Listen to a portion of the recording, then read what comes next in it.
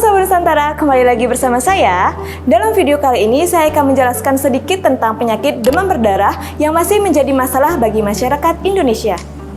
DBD merupakan suatu penyakit yang serius yang menular akibat gigitan nyamuk Aedes aegypti yang dapat menyerang pada sistem peredaran darah manusia. Kekhawatiran akan penyakit ini semakin bertambah saat musim penghujan tiba. Deteksi dini dan penanganan yang terlambat akan meningkatkan kasus yang berakhir dengan kematian. Nah, sebelum kita tuntas lebih dalam lagi, jangan lupa untuk like, komen, dan subscribe channel Apotik Nusantara ya, agar kami semakin semangat dalam berbagi info kesehatan lainnya.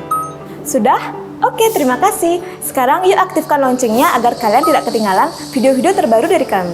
Penyakit DBD ini merupakan penyakit yang ditularkan oleh gigitan nyamuk Aedes aegypti yang akan menularkan virus saat menggigit dan menghisap darah korban.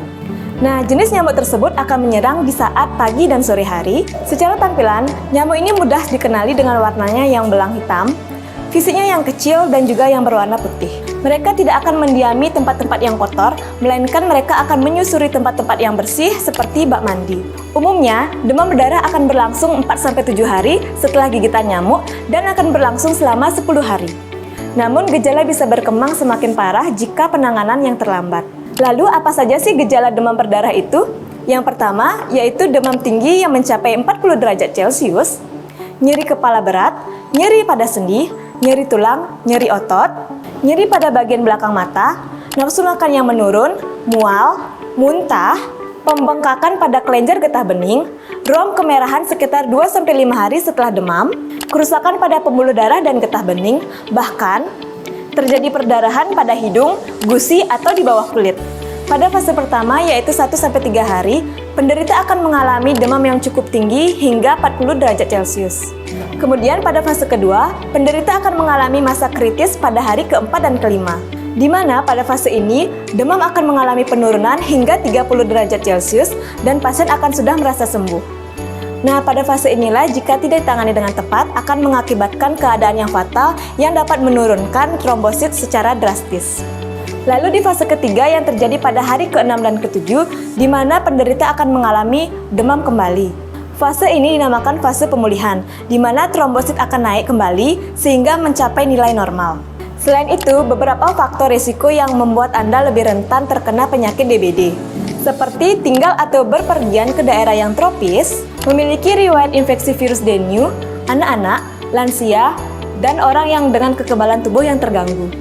Maka dari itu, sebagai upaya pencegahan, Anda disarankan untuk selalu menjaga kebersihan lingkungan, menghilangkan genangan air, dan menaburkan bubuk abate. Pencegahan gigitan nyamuk dan juga pengendalian populasi nyamuk masih menjadi metode utama untuk mencegah penyebaran DBD.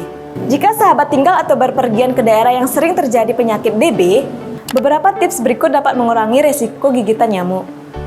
Menggunakan AC dan kelambu, menggunakan pakaian pelindung saat pergi ke daerah yang banyak nyamuknya, kenakan baju dengan lengan yang panjang, celana panjang, kaos kaki dan juga sepatu, gunakan obat nyamuk permetrin yang dapat kamu pakai di pakaian, sepatu, perlengkapan kemah, dan juga kelambu.